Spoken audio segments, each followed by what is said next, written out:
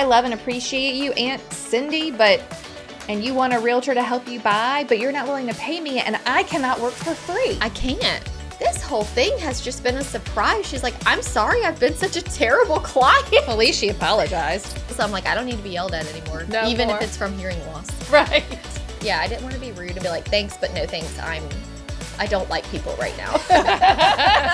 Which is what I wanted I'm actually to say. not working with people right now. Yeah, I'm not working with people. If you have a dog that would like to buy a home, that is what I prefer right now. Hey, Katie. What? Hi. Welcome, Melissa. Hi. It's episode 259. Okay. Be cool about fire safety. Be cool. No, not at all. I used to work. Okay, this is called, you wrote on let's back it all up. I go to look at the podcast flow list where we put what the upcoming episodes are. And I look down and I read fire extinguishers. Mm-hmm. I'm like, fire extinguishers. And then now I'm just down a rabbit hole of all the things I remember about fire. I had this co-manager at the Old Navy, and she always said, like, it was her hello, goodbye. It was her tagline. It was, be cool about fire safety. Okay. Why? Yeah. That's so weird. Right. Anyway, why are we talking about fire extinguishers? What does that even mean? See on the notes. Oh, I'm sorry. I had May was like really hard for me. Right. Not just with work, but it was my first May where Haven is out of school, that she did not immediately go to summer camp. Right. So last summer, and then before that, she was in daycare. So my schedule never changed. I told you this was coming. I know. They called us Maycember. It was terrible. It was terrible. I wasn't prepared. And it's unfortunate that real estate picks up so much the same time that there is no childcare. Right. And I did not handle it gracefully. Okay. I feel like I'm extra transparent right now. Oh, I love it. Because I just served on another panel. You love a good panel. Where I just end up getting mad on the panels because people answer questions. I didn't hear this story. No, you didn't. It was fine. Okay. I called people out. You did? About what? Give us some backstory. So the question was like, what is something you do consistently that gets you business? And the guy next to me told this huge long story about this other realtor who does something until their business got so good that they just take off Q4. And I thought, and I asked him, and then they handed me the mic. So You're like, wait a minute. And I said, so you do that? And he kind of laughed and was like, well, no, I just heard about this guy. And I'm like, what?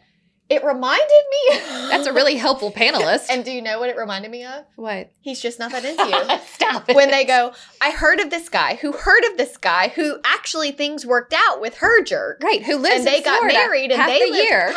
and they lived happily ever after. Mm-hmm. And they're like, we must stop telling ourselves these stories. Yeah, okay. So this guy told a story to the whole audience. And everyone's feeling like, oh, I should do this too. And I'm like, the guy who's telling you didn't even do this. Okay. And the other guy doesn't sell real estate. How does this wrap back around to Maycember? Hey there, are you looking for ways to save time and money in your business? Email Templates 101 is the communication system you need to bring ease and efficiency to managing your transactions and clients. Save time and avoid mistakes, all while providing a high level of service for your buyers and sellers. In Email Templates 101, you'll get 13 downloadable buyer templates ready for your personal touches. And 19 downloadable seller templates, plus 6 attachment checklist. Head over to hustlehumblypodcast.com/courses to get yours today. Because I did not want to get on this episode and lie. Oh, you're going to be transparent. And say how gracefully I handled May. You also traveled a bit. I traveled. I told Katie, can we please put on the calendar next year? Do not schedule anything in May. No May things. Nothing in May. It was just too hard. And also, like, not that Tanner listens to that podcast, but If I got on here and said, have you seen those things on Instagram where it's like the girl's talking and her husband's behind her, but she's the husband's in front of her and she's acting like she's videoing herself, but she's really videoing him. Oh, and saying stuff. And she's like, I get up every morning and tidy the house and run 4 miles and make the menu. And the husband's like, what? What? Like, he's like banging his head on the table like, this is a lie. This is a lie. This would be Tanner? If I got on here and talked about how gracefully I handled May, how I just kept my cool and I did not get overwhelmed at all. And I was the best mother and I was the best wife and the best realtor I could have been. It would have been a lie. No, he would be like, what? They did not live with you. I just feel like I had some really difficult May closings and I was so distracted throughout the month of May because of all of the things that were so hard. Right. And then at the first week of June, our marketing person for the company sends out that little thing that's like, Alissa sold $3.1 million in May. Ow. And I'm like, that explains a lot. Yeah, well, one, that explains a lot. I did not realize it was going to be that much. But also, like, it felt like 10 million, not because I was busy, but because every transaction I had was so hard. So you posted. So I posted. I usually don't reshare those. Right. But it's sort of just like, so I posted it and said, this was hard and May was hard and every transaction right now, there's so many obstacles in real estate and there is so much standing in the way. And you called it your messy May. Yes. I said, this was the messiest May I've ever had. And then what did the people say? Well, then I had all the DMs, which I don't usually get. Yeah. But it was like all these DMs. You struck a chord. Yes. So it let me know, okay, people, realtors are feeling this. I had a lot of agents jump in and share their stories about same here. Business is up. I'm picking up. I am busy, but like it is hard. We were also discussing how we've never had more disgruntled clients at one time. People are just not super happy. Well, they're not happy about the inventory they get to choose from. They're not happy about the interest rate they get stuck with. They're not happy because the media keeps telling them they shouldn't be paying their realtor for doing whatever it is that they're not doing or not doing. Like, they're just agitated. Everyone's very agitated and it's getting freaking hot outside. It's hot in Louisiana right now. And they're just agitated. I always joke because the home inspectors, like, they end with testing the heater. Yeah. And when the heater kicks on. Like, we got to go. And the client's always like, is it getting hot in here? And we're yeah, we like to turn the heater on and get you really hot and sweaty and then tell you everything that's wrong with the house you're about to buy. It's a terrible system. Yeah, we should really start that first. It's a terrible system. But yeah, it just made me realize that we're sort of in this market at the moment coming out of certain transitions, entering the next transitions, and we are getting busy again, but not without its challenges. Right. This reminds me, we just posted this reel in June of the people in the Whitewater rafting boat. Yeah. And it's like, you're so lucky. All you do all day is show pretty houses and get paid. And then it's like getting paid. And all the people are getting thrown out of the boat by the rapids. Yes. And it's like appraisals, inspections, negotiations, loan approval. It's like all repairs. Like, you're like, I'm trying to get paid. I'm trying. I might have saw a pretty house and now I'm just trying not to fall out of the friggin' boat. Because it's really hard to get to that closing table. What do you think? Are the disgruntled clients telling you, like, is it all the same problem? Like, what is the disgruntledness? I think that is a big part of one of the many things that was sort of taking its toll on me in the month of May. Yeah. Is that people are being way more blunt and brazen about expressing their annoyance of having to pay me. Like, thanks. I'm like, but it's my job. Right. I don't volunteer here. Yeah, before they were just like, okay. Yeah. Now they're like, wait a minute, I'm mad about this. Yeah. But you weren't mad about it before. Right. I blame the media. It sort of reminds me, like 6 years ago, our company totally revamped their commission plan. and nobody is good with change. And it actually was a better thing. Like it was we got more money. Yeah. But, there's always the people that resist Like, change. no, Many of them no. aren't even here anymore. And they're all, ruffling feathers and telling everybody in the office, like, are we going to be okay with this? And then one of them started like a petition to sign up to go speak to these third-party people that made the new plan, okay? And I didn't know. I was like, I don't even think this was a long time ago, but I remember her, it was someone I looked up to, telling me, like, you need to go stand up for yourself. And I'm thinking, okay, so I scheduled a time to go sit with these people to talk about my individual plan. And I thought, if anything, I'll just make sure. I mean, my mom had already crunched all my numbers She was for like, me. it looks fine. Yeah, she was like, this looks okay. I think the problem is that it was complicated to figure out. But once you figured it out, it did work out in your favor. But I have my mom in her Excel spreadsheets because she's a CPA who does all that for me. Mm-hmm. So she had already confirmed, you're good. But I thought, okay, well, you're right. I should be a smart businesswoman. Yeah, I better go. Mm-hmm. And I sat down, and I guess like everybody else they had met with, is coming defensive. And so I sit down at the table, and they're like, all right, what questions do you have? And I really didn't have any. And Connie was there with the third-party people. She goes, did you feel like you needed to sign up just because so-and-so told you to sign up? And I was like, yeah, I did, actually. And she's like, are you okay? Did the numbers work out for you? And I was like, they actually were fine. They're like, bye, thanks for stopping by. Yes. You're wasting my time. That's what the media is doing. They're like, to the public right now. Like, you should be mad about this. You should be mad for paying for a professional service. Yeah. And it's like, but why? Why? No. And so anyway, they are verbalizing it more and more. And this transition where we are right now, I also had an example that I thought we're probably going to start seeing a lot more often, where I was helping a pretty good friend of mine look for a home, and she had sold her home sooner than she should have. Right. She sold it like in the fall of 2023. Just an interim, like not. She had not found where she was going, but she was eager to get her home sold. And she knew she could go live with family or her daughter or friends until she found where she was going. Okay. Well, the problem is she sold her home much quicker than anticipated and is not pleased with the inventory available. Right. And so she's like a little nomad, just living where there's a free space and her stuff is in storage.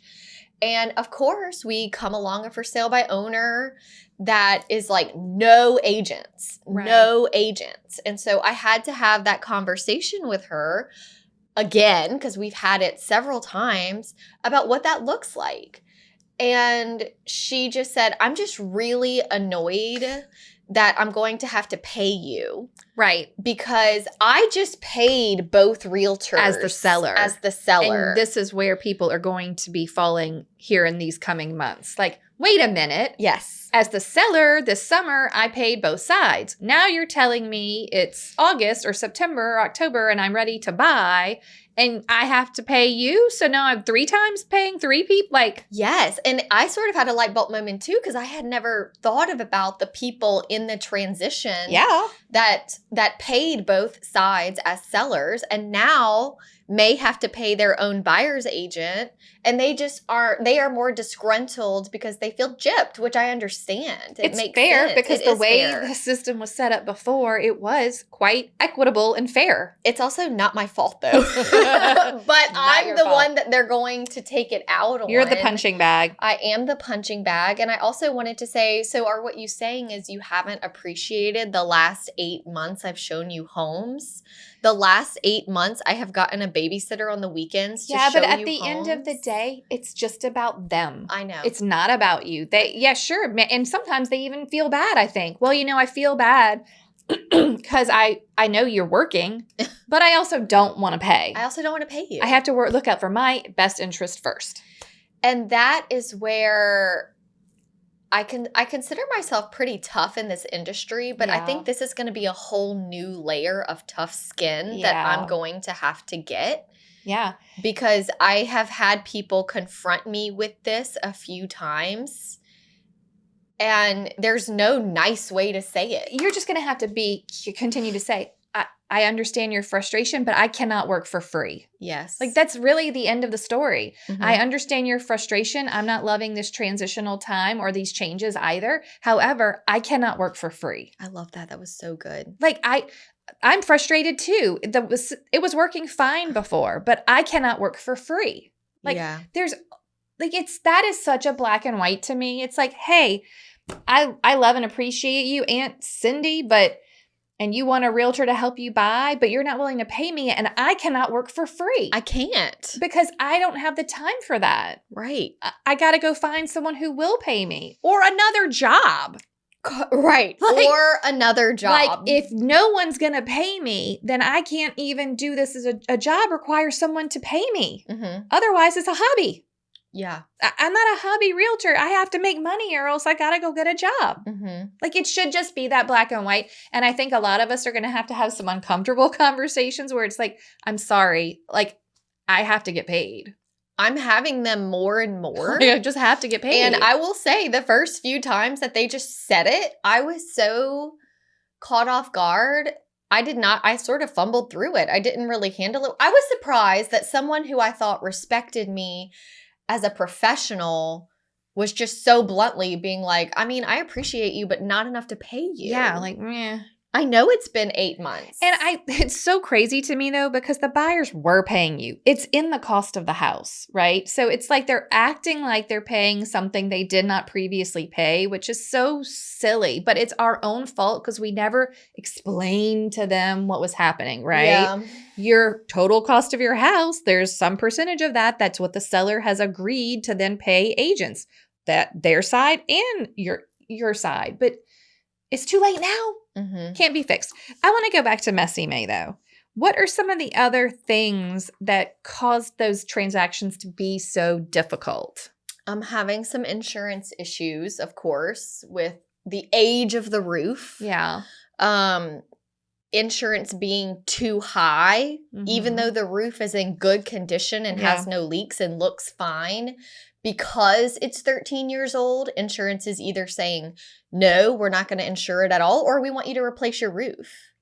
And my sellers are like, well, that's not fair. It's not fair. I feel like I know. We're borderline. It's not fair. You know what we need to do? We need to enlist some of these lawyers that love the class action lawsuits and be like, as homeowners who have insurance and roofs that are in perfectly fine condition that are being forced to change them just because of their age, I feel like I have been materially harmed by the insurance industry. I do feel that way. Totally.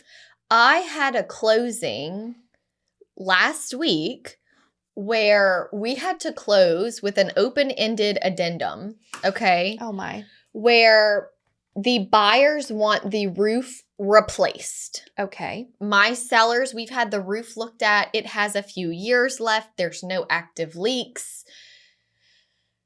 But they cannot get the good insurance on it. Insurance that would be affordable. It was actually such a big difference that it kicked the buyer out of their debt to income ratio. Oh my word. So what happened is we got an estimate of worst case scenario. If we can't get insurance to replace the roof, it's $20,000 to replace the roof, okay? And y'all, this is not an expensive house. This isn't a luxury home. This is a normal first-time home buyer, single-family home. Yeah. So $20,000 is astronomical. Yeah. But that was the lowest of 5 quotes that we got. Mm-hmm. The lowest that we could get. The insurance claim at this time is going to take up to 8 weeks. Oh my. We just had a few big storms come through. I'm still dealing with my driveway gate and my tree that fell at my house. Gosh darn it. But anyway, we did not want to extend closing 8 weeks. Right.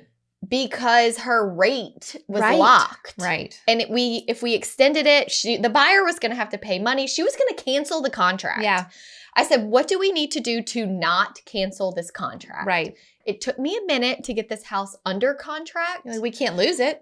What do we need to do to close? Yeah. Here's what we did. Okay. We closed.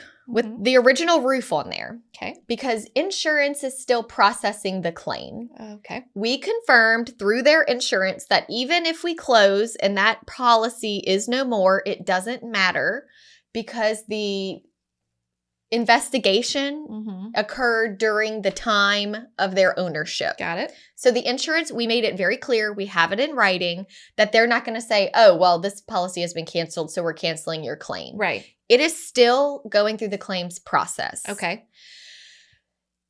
If the addendum reads, I wish I would have printed it out, but the addendum reads something along the lines of, in the event that insurance approves the roof claim, seller will continue to work with the insurance company and pay whatever deductibles required to see a new roof through to fruition. Okay. So that will happen. Got it. At closing, we held $20,000 at the title company, just chilling there. Yeah. As good faith, because the addendum then reads, in the event insurance does not replace the roof, the $20,000 will be released to ABC Roofing per the attached invoice to replace the roof. Yeah. If insurance agrees to replace the roof and the seller has seen it to fruition, the $20,000 will be released to the seller upon the roof being complete. Yeah. So we've closed and we still have 2 months of follow-up. And $20,000 just and there. My sellers are in their new home in another state now going, I wonder if we're ever going to see that $20,000 again. Just hope. They're waiting to see, like, do we buy new furniture? Do we wait? What can we do? I would wait. Yeah, they're waiting. I trust insurance companies 0%. I don't feel good about it. Oh my gosh. I do not feel good about it. So I'll have to update Follow y'all up on how this goes. But so that was a big thing. And at closing, nobody was really very happy. No. The buyer was okay, but her dad was very annoyed at the whole, like, he wanted his daughter. Is this Mr. Shingles? No. I'm like, different roof. He wanted his daughter to extend closing until the roof was done. Right. And she's like, Dad, you don't understand. Like, it hurts me. I want to be in my house. Yeah. And it hurts my loan. Yeah. Mm-hmm. So, and then my sellers are stressed and, it's just. Okay. Tell us this roof story. Mm-hmm. The people are surprised with the numbers. Oh, yes. Okay. Great news. We are sharing the cover letter you need to help your buyers understand and be ready to sign your buyer brokerage agreement. This letter is packed full of education for your buyers and helps protect you in the changing real estate industry. Here's what you'll get inside the buyer brokerage agreement cover letter. Your commitments to buyers detailing how you will serve them, the buyer loyalty agreement that explains the buyer rules, transparency on how buyers' agents get paid, and a call to action to sign the buyer representation agreement. Find it at hustlehumblypodcast.com/BBA. That's hustlehumblypodcast.com/BBA. Cheers to transparency and increased professionalism. I have another client who I have been working with on and off, not tremendously a lot. They are from out of town and they are buying a second home here in Baton Rouge. Okay. Their adult children will live in it through grad school, but it will also, she wanted it to be a little bit nicer because they have all the LSU season tickets for like baseball, basketball, all and the sports. football. Okay. They're always here. So she's Got like, it. I don't want a college pad that I Right. don't want to sleep in. Fair. I want it to be like a nicer home. Okay. So we've been casually looking. She comes in town like every other month. And we found the one. Great. She had been approved. I had made sure before I ever started showing her houses back in 2023 that she was approved. Okay. Well, I realized when we found the house and she was ready to write an offer immediately and we had to because it was multiple offer, which was strange. I thought, oh man, I haven't rechecked her pre-approval. And look, I know that they are a wealthy family. I know these things, but I've been burned before. And you know how I am about I'm not going to write an offer without a pre-approval letter. Yeah. And she's like just so reassuring to me. And then she's like, well, she used to be an underwriter for mortgages, but this was like Yeah. 15 years ago. That's different. And so she's just so confident that this is not going to be a problem at all. Okay. I went against my better judgment and I wrote the offer. You. So, and I had some pretty serious conversations with her when I did it. So I said, listen, I'm going to do this. I feel very uncomfortable. I need to know that in a worst case scenario, you can make this sale happen. And she said, in a worst case scenario, if I had to pay cash, I could. I just don't want to. Okay. So I'm going, fine. That's enough for me to write the offer. And I knew they were putting down a good bit anyway. And I said, but because she kept telling me, I know because I used to do this. And I said, how long has it been since you got a mortgage? And she's like, well, we've been in our house like 19 years. I said, listen, get ready. A lot has changed, okay? And this is on a Saturday. Her banker that she wants to use is not open on the weekend from her city where she's from. And it was very stressful. Monday rolls around. I get a frantic, we won a bidding war, okay? We had an escalation clause in there. We had all sorts of things. I get a call from her Monday and she says, oh my gosh, I'm just so embarrassed. You're not. I'm like, what happened? And she said, well, the banker won't issue a pre-approval letter because one of our small businesses or this or that or something, we didn't file a tax return for 2023 for one of the businesses. I don't know. I'm sure there's more to it. And I'm like, okay, so are we paying cash for the house? Because that was our agreement, you know? And she's like, how long do I have to figure this out? I said, well, we have our inspection this week. You're in your 10-day inspection period.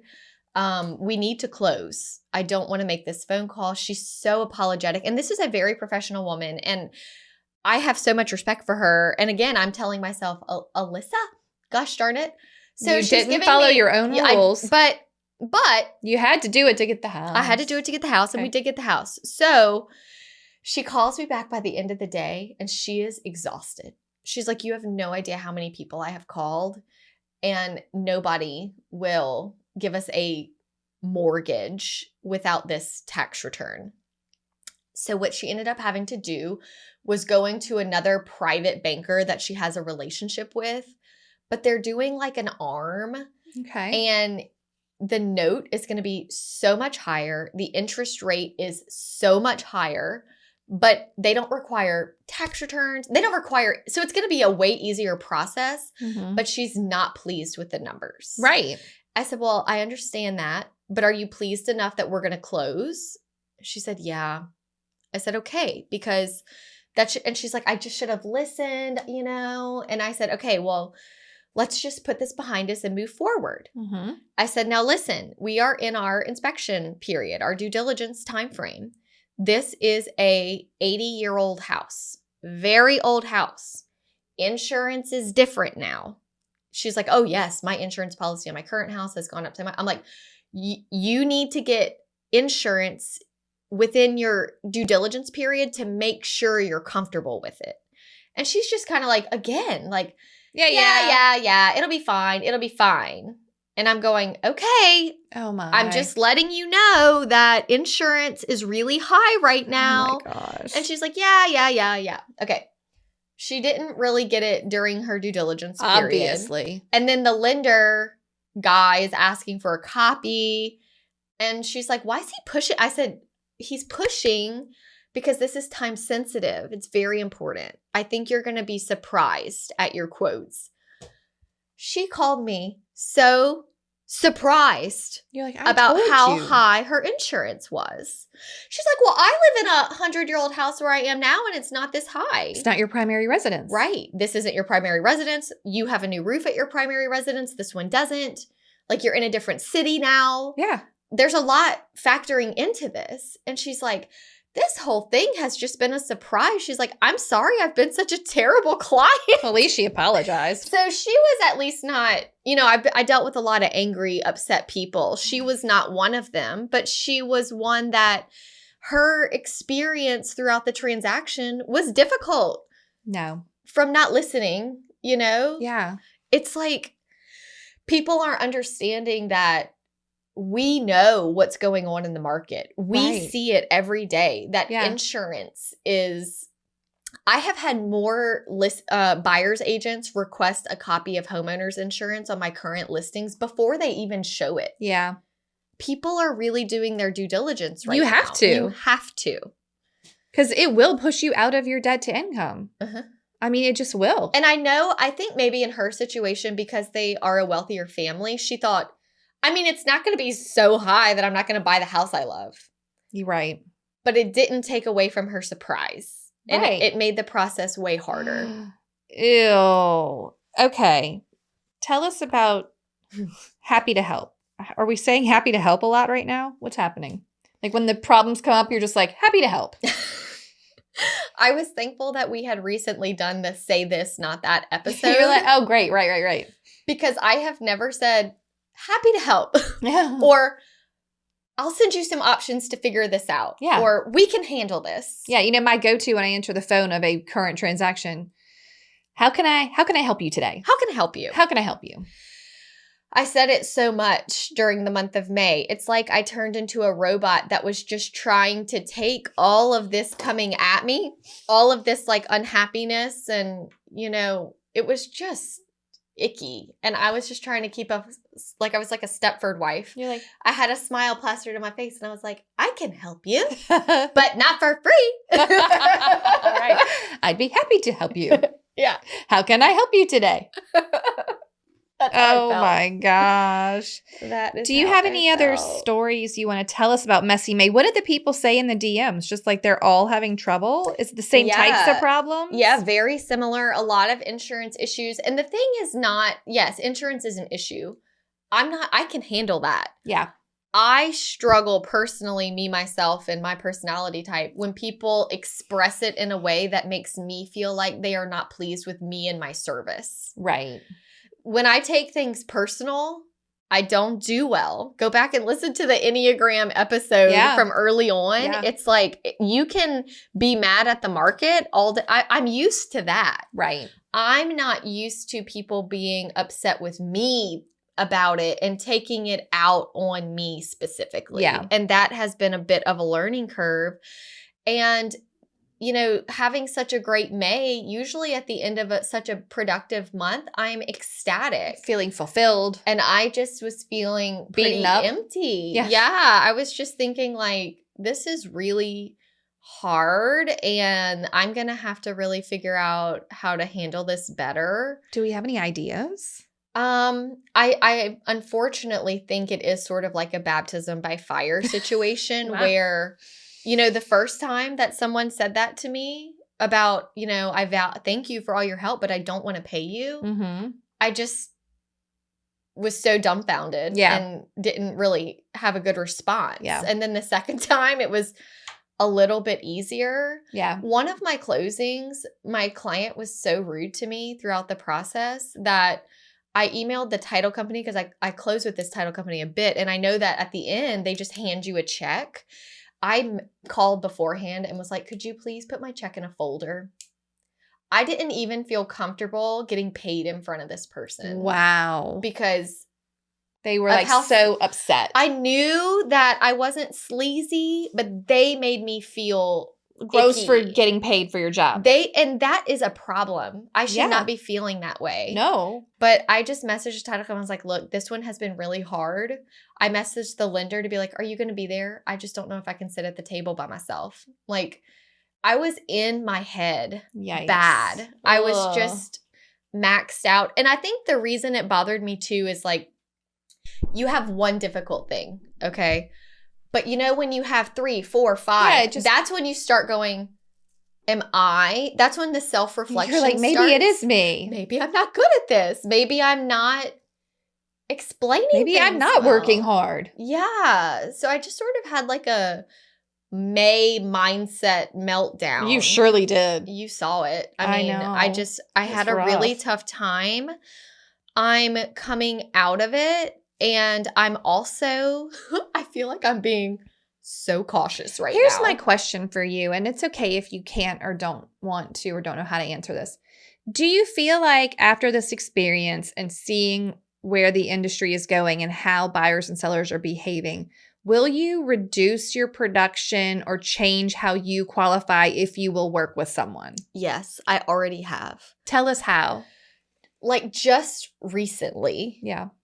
after closing out all those transactions in May, and I still have 2 in June that I'm like, get me out of here. Right. But because of that, it has made me go, I've never had to ask myself, do I have room to handle this? Yeah. And I'm asking myself that more. Yeah. I had a really good friend call me, Mm-hmm. and she has sent me a lot of referrals. And she's like, hey, I have a referral for you, but I don't know if you're going to want to take it. And I'll be honest with you, the second she said that, I went, I was like, no, probably not. I don't actually in my brain. Yeah. But I'm thinking of, I'll hear you out. I'll hear you out. And I'm already thinking of who I can send it to for fair. a referral fee. Okay. She's like, he's very hard of hearing and he like yells. I'm like, I don't need to be yelled at anymore, even if it's from hearing loss. Right. And then she is competent, but you wouldn't think so because she repeats herself a lot and she's just going to be pretty needy. And I'm going, I'm almost running on empty at this time. Like, I don't have the bandwidth for needy.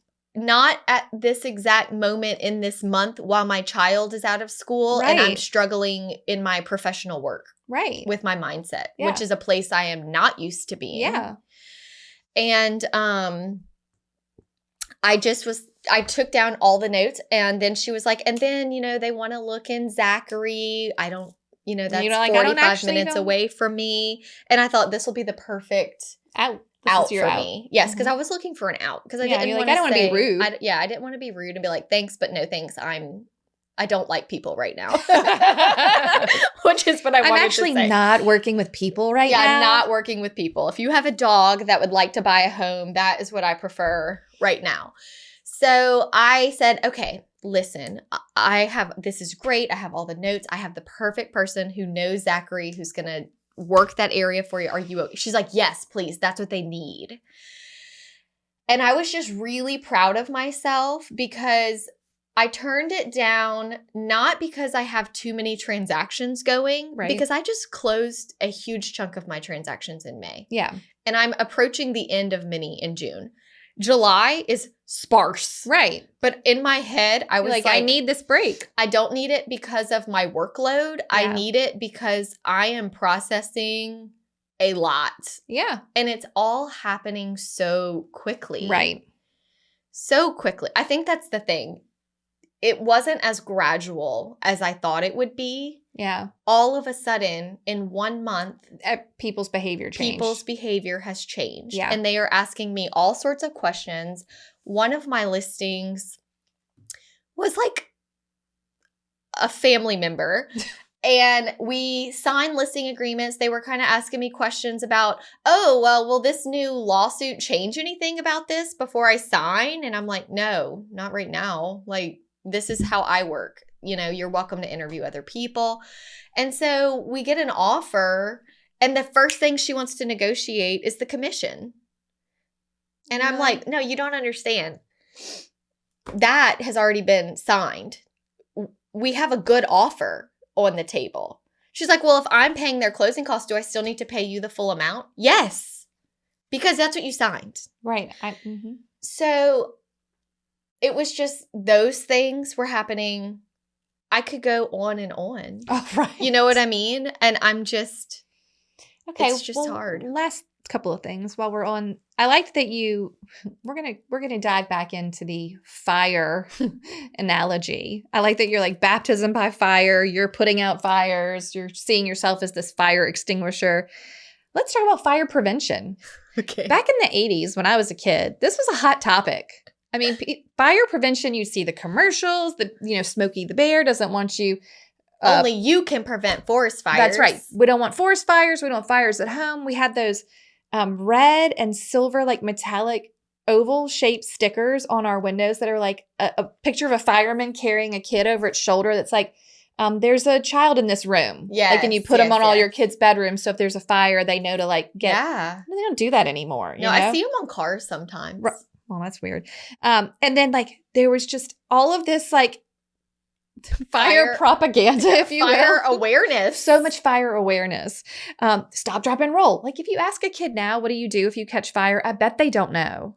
Like if you as a person catch on fire, like when in the 80s, they're like, stop, drop, and roll. Like fire safety was like hardcore. Yeah. Like we have to be really worried about this. But what I'm trying to get to is in real estate right now, I think we need to start worrying about our fire prevention, right? Yeah. Like if insurance is hard where you are, and it probably is, like how you're going to have to be really stern, just like you were with your lady. Like, listen, I know you think it's not a big deal, but it's a big deal. Mm-hmm. And we have to do this before your inspection period's over. Or you're Mhm. just going to have to really focus on preventing these fires in general, which again is why we're constantly adjusting our email templates and trying to make sure we take in any different situations so that we're telling our clients on the front end what they should expect in the current market Yeah. before their transaction catches fire. I think too, where I got stuck a little bit is that in all of this training I'm going to, they're trying to give me these very professional, stuffy scripts Right. and scenarios to make the client understand. Yeah. And I don't know that a lot of them will always work, especially when a client's like, there's nothing you can say that's going to make me want to pay you. Right. Even just hearing you say, I hear you. I'm not loving this transition either. It is frustrating, but I cannot work for free. It's like at some point we just have to be a human Yeah. and say, and I think the reason I fumbled through it is because I was trying to You're trying to convince them. Yes, and be, uber professional. Do you know what Gary Vee would say? Don't convince, have conviction. So all you have to do is be like, listen, I'm not going to convince you to pay me, to work with me, to use an agent at all. But I know the value that I provide to my clients who have chosen to pay for my services. I know how many transactions I get to closing because I was part of them. I know how much money I save my buyers and sellers because I am involved. That is okay if you don't want an agent. But again, I don't work for free and I know my value. Mm-hmm. Like, don't convince, have conviction, because you actually do know your value. I do. So you just have to keep like re-ingraining that into your brain. Like you know your value. And the real is, you take classes preparing for things, but until you go through the real scenario. Yeah. What I realize is, yes, these classes are about knowing your value. And you know the other problem? Mm-hmm. A lot of those scripts feel to me like you're trying to trick Yes. a buyer or a seller into doing what you want them to do. Correct. I'm not trying to trick you. No. I get paid. It's my freaking job. Mm-hmm. This is what I get paid because this is my amount of experience. Or like it doesn't have to be, I don't have to trick you. Yeah. And the part that I think I was missing is that knowing my value does not mean these classes are going to teach me how to force everybody else to know my value. Some people are not going to do it. Right. It is not going to happen to all of them. And you would argue the people, these clients who are so mean to you, hard on you, so aggravated with you, are probably the ones in the future that you're just going to walk away from because they're going to be like, I don't want to pay you. Yeah. Up front. How nice. Yes. I think that if you have somebody up front telling you they don't want to pay you, you need to listen. Because even if they end up paying you, they're going to hate it the whole time. Uh-huh. That is not going to change. Yeah. It's going to be interesting. I'll say. Mm-hmm. This took a fascinating turn. Yeah. Just okay. I don't know if I'm putting out fires or if I'm on fire. It's a little of both. Feels like a little of both. Can you spray me with a fire extinguisher? Stop, drop, and roll. Stop, drop, and roll. You need a break. Yeah. Yeah. And not I don't think a vacation is what I need. It's like I just, for the first time in my life, want to be alone for a minute. Just need to work with dogs. Yeah. Just take a break. I need my kid to go to camp for 3 weeks. Summer is hard. Mm-hmm. It is hard. So in one of these messy May transactions, it was Haven's first week off of school. And they don't start any camp because they take a week to let the teachers clean out their classroom and change it into camp, okay? And I'm trying to say all of these positive affirmations on how I'm going to be such a great mom this summer and trying to channel my inner Katie with like play. I'm not. Okay. But I've heard you talk about it before. Okay. And so I had on one that we didn't even talk about today. I had to get pretty ugly, feisty with a buyer's agent on the phone who needed to be told I had been nice for too long and it wasn't working. Right. I finally just had to be like, listen. Right. If you want to get to closing, this is what we're going to do. If you don't, I'm taking the house off the market and we're not selling it. He's going to keep it for 2 more years because he can't. I was like, so if you're serious, you need to send me a serious offer that's not going to tick off my seller, because right now he wants to say, take a hike. I mean, I was just laying into this agent and Haven's in the back seat. I wasn't cursing or anything, but I was very firm. And I think Haven's like, oh, I thought only I got this voice, like she's using it like, at work. She's seeing a different side of mom at work. She's used to seeing me show a house at work and all you do is look at pretty houses all day. Yeah. And now she's seeing me like, so then we had to go straight to my office and I had to tell my broker the situation and ask permission to handle it a certain way. So Haven had to hear it again. So that night I had book club. So I went to book club and then I get home late. The kids are asleep. But I always go kiss their head when I get home. So I go in Haven's room and I like kiss her head and she like rolls over and she's like, Mom. I'm like, yeah. She's like, what happened with that house? Did they do it? Did they listen? And I was like, I don't know yet, babe. I don't know. Maybe We're still working on it. And she's like, okay. She's like really invested. She like rolled over and went back to sleep. And I just thought they listen. She's like, I'm going to stay up all night thinking about this. Yes. And she followed up until the end. In some ways, I think it's kind of cool. And in some ways, I just was aggravated more because I'm like, you made me yell in front of my kid. Yes, you did. You just do what you're supposed to do. Do your job. So anyway, that's how my summer's going. Great. Thanks for sharing. Yeah, I just wanted to, we've been having a lot of podcast therapy lately, but everyone feels that. Yeah. And we love you going ahead of us and getting all of the buyer seller feedback so we know what's coming. Yeah. Yeah, it's not going well so far. I need to be better. What do they also call that? Trial by fire. Trial by fire. So many good fire analogies. Well, maybe we can call it trial by fire. Yeah, that's a good one. That's better than fire extinguisher. Yeah, that didn't make sense to me. Like we are the fire extinguisher. Let's call it stop, drop, and roll and be done. I'm just kidding. Trial by fire. Trial by fire. I like it. Okay, let's hear a toast. Yes, let's move on to something happier. Okay, goodbye, y'all. Bye. Hi, I'm Terry Hatcher, and I am in Albuquerque, New Mexico, and I am toasting Belinda Franco. She is my colleague here in Albuquerque. She is at a different brokerage than I am, so we very much embrace the community over competition. She inspires me every day and is always just so willing to serve our membership. She is past president.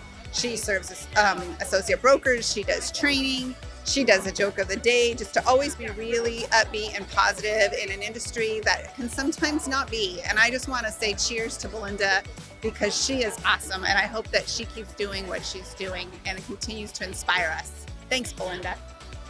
Thank you so much for tuning in to the Hustle Humbly podcast. If you enjoyed this episode, please go to ratethispodcast.com/hustlehumbly and leave us a review or drop a comment if you're listening on Spotify. If you have an episode topic or someone you'd like to toast on the show, please email us at team@hustlehumblypodcast.com. Find us on social media at Hustle Humbly Podcast. Don't forget to find all of the free resources at hustlehumblypodcast.com/resources. See you next week.